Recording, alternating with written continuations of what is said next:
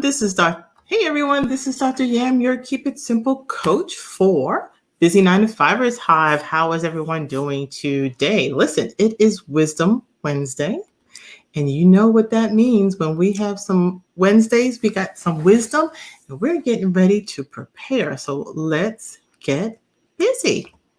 Hey everyone, it's Dr. Yang, your Keep It Simple coach, again for another Wisdom Wednesday. We're going to get right in and get started with a real simple question.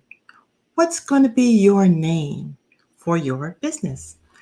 That's right. If you haven't noticed already, we're getting ready to prepare for next week when you all are going to be making it official. So again, I want to welcome everybody to Wisdom Wednesday. I am Dr. Yam, your Keep It Simple coach, and you can find me over in keepitsimplecoach.info is my website where I blog, and you'll also find events as well. And I am the host of the Busy 9 to 5ers Hive, where employees are transitioning, creating escape routes to their lifestyle of entrepreneurship with a little help from me, your coach. And if you haven't already done so, please join us here at busy9to5ershive.com. You'll be able to answer 3 simple questions, and then you get access to me and resources and an opportunity to take that business idea of yours that you've got dancing in your head, and we're going to change out those dancing shoes for some sneakers because you're getting ready to sprint and start your business and get it started officially and legally. So you'll hear more about that in our upcoming session as well. So dates and details are inside of the thread right here below in case you are watching this as a part of a recording. So as a part of Wisdom Wednesday, we're going to focus today on a simple question, and that has to do with your business name. And this is kind of a pre-up or kind of like a warm-up, I like to call it for you guys. So I want you to think about, what are you going to do in calling your business name? And how are you going to come up with that business name? Because when we go into action next session for our next upcoming event of getting official for your business, you need to come with a business name. Now, you could change that name if you want to, but it's going to cost you. And I don't mean in the sense of impunity. I mean in the sense of dollars. Now, I'm just saying, come with a solid name for a business. So I thought, let's get you warmed up. I'm going to drop a lot of different ideas for you today. So let's grab your journals. If you haven't already done so, if you don't have a journal, I know you got a bill sitting around, and on the back of that bill in an envelope, there's some white space. Grab that old bill, flip it over, grab your pen, and we're going to get ready to go over a good number, at least 10, maybe even more ideas of how you're going to be able to come up with your business name. You ready? Okay, let's get started. So here's the first one. First of all, how do you come up with a business name? There's a lot of ideas, obviously, but things to kind of think about is what it's going to take when you start your business is you have this great business idea, right? And you might have even started thinking in your head of how it's going to look and how it's going to get envisioned, right? And even how your potential customers are going to keep you in mind when the time comes and you want to be ready for them. But the thing that may be missing is, do you really have a solid business name? So a good business name, something that you want to make sure is going to embody your feelings about your brand. Like, you should be passionate, and you should have energy, and you should have, of course, the courage to step out and operate that business. Your name is a reflection of you. It's a reflection of the brand and what you're going to be building out as it relates to that. And so, hold on, let me make sure. There we go. And so, how do you want to go about it? And you can obviously pay somebody to come up with a name, but you don't have to. Big companies do that when they think they need help because they don't have enough creative juices and help. But I have the faith to know that each and every one of you has enough creative juices that you're going to be able to come up with a wonderful business name. Now, if you didn't already watch earlier in a prior session, I talked about your fictitious name and how this is going to play a part in that. So if you haven't watched the series on DBA, then again, check inside of our videos library inside of the group of Busy 95ers Hive, and you'll find information with respect to a fictitious name or DBA. And this is going to play a part in that. Now, you are going to hear about some tips on how you can come up with the names. I don't expect you to come up with your name today. If you have a name and you're married to it, good for you. What you may want to think about is it the right name for your intent and your purpose of what it is that you're trying to solve the problem for? So always keep this in mind. You're going into business to solve a problem for an ideal customer. Okay? You're going into business to solve a problem that is for your ideal customer. Okay, hold on. Let's see. We're running into problems. Facebook currently has a better cost position.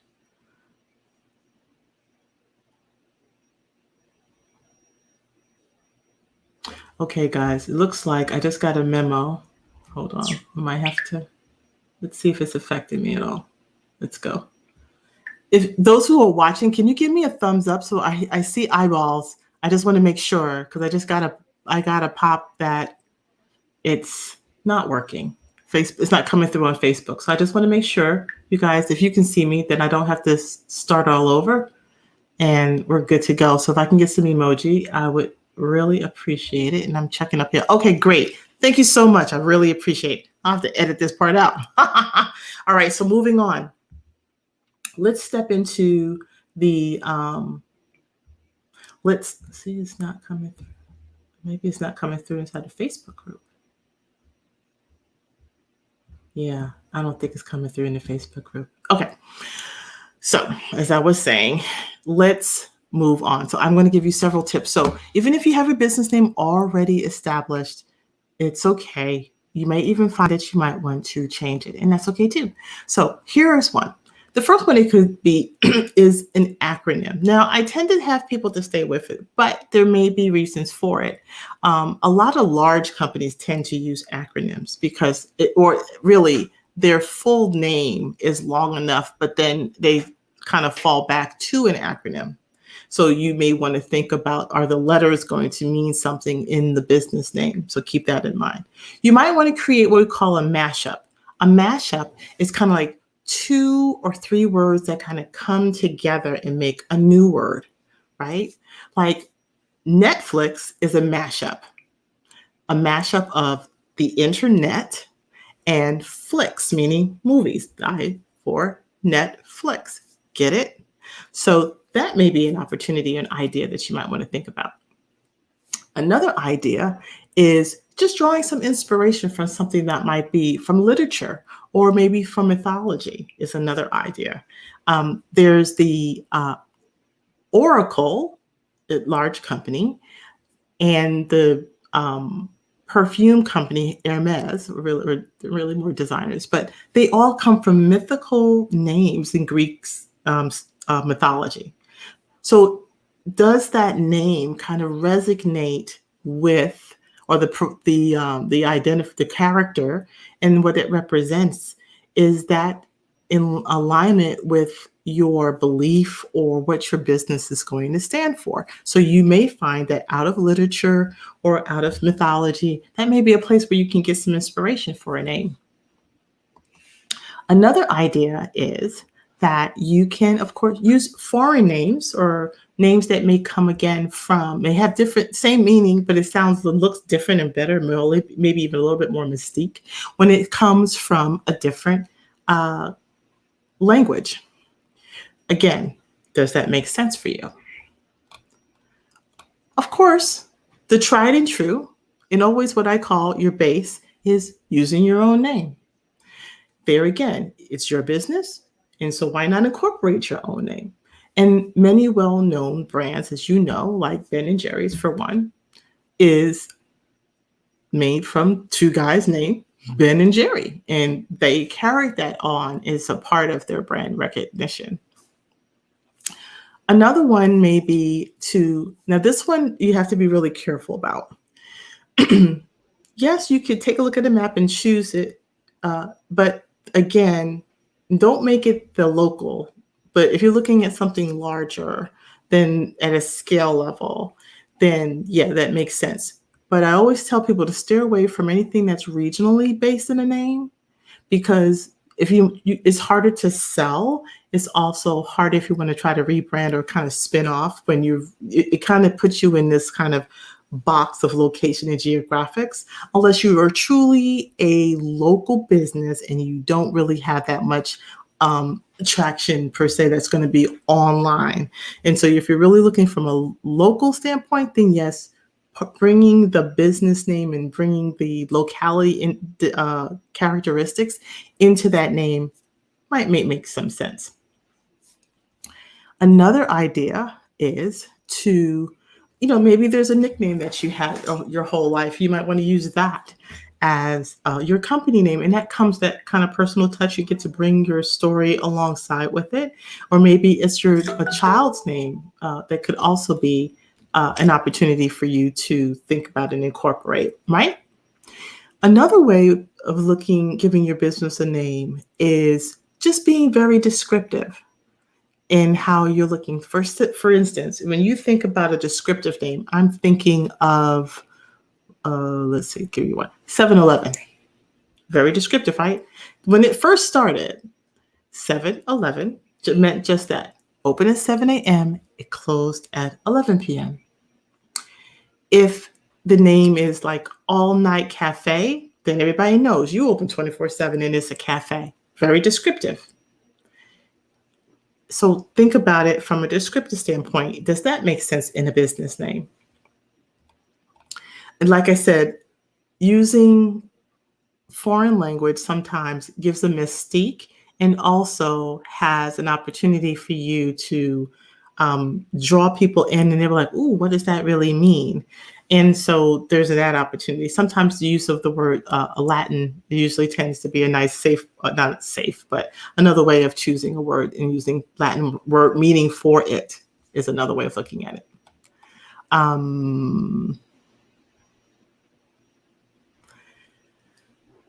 Think about your business name. Can it tell a story? Like Virgin Airlines tells a story because it was kind of born out of an idea of something brand new. That was the whole premise behind the Virgin dynasty, I'll call it. And so it's then very descriptive. It tells a story in that regard. So that may be an opportunity for you to think of your name in that way. You may want to even think about how you'll put a twist on the spelling of a name. And so, for instance, you'll notice sometimes your business names may remove a letter, remove a vowel, typically. And so it can still sound the same, but the spelling is a little different. And that's another way of triggering a way of naming your business as well. And I'm trying to think of one. I don't know if you guys know the name Tumblr, but Tumblr, they spell their name with Tumbler.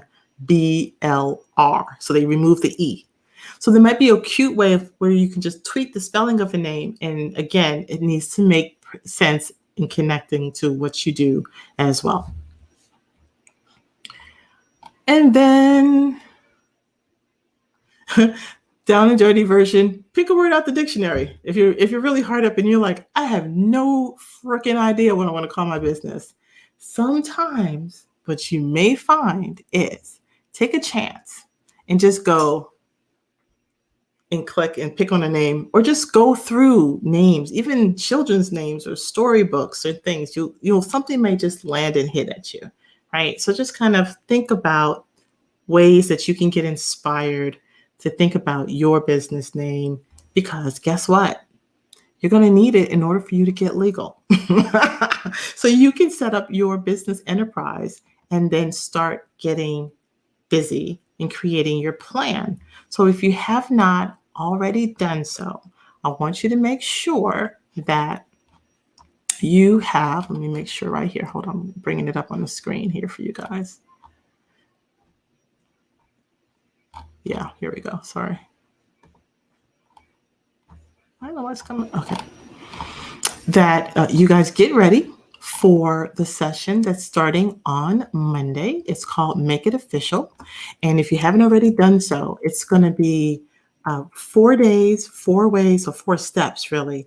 I'm going to take you from taking that business idea and in your name, and we're going to take you and handhold you through the 4 ways in which that you're needing to take so that you can get official with your business, and then you can get that already checked off the list of things to do. So if you haven't already done so, inside the Facebook group, you will find a link. I'm going to populate it here just in case you can see it. It's kind of long though, but the link is there in the group. But it's called Make It Official. I have it here on the screen as well, but it will be in the group. Let me see if I can pop it in the comments real quick as well. There we go. All right. Harpo Productions. All right. Yes, I love it. Harpo Productions. That's a lovely name. Make sure it's not used by anybody, though. Give a spin to it, like I said earlier. So, okay. Now,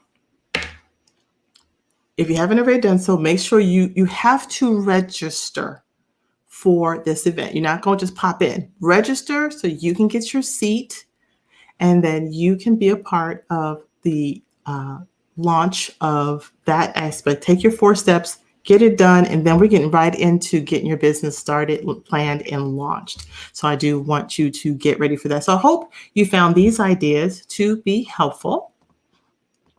And so that next time when we see each other, it's going to be on the upcoming Monday. Is where you're going to find me and everybody else inside of our learning space. So make sure that you do register. So again, I'm Dr. Yam. This is Wisdom Wednesday for another session with you guys. And as always, let's get busy. See you guys soon. Bye-bye.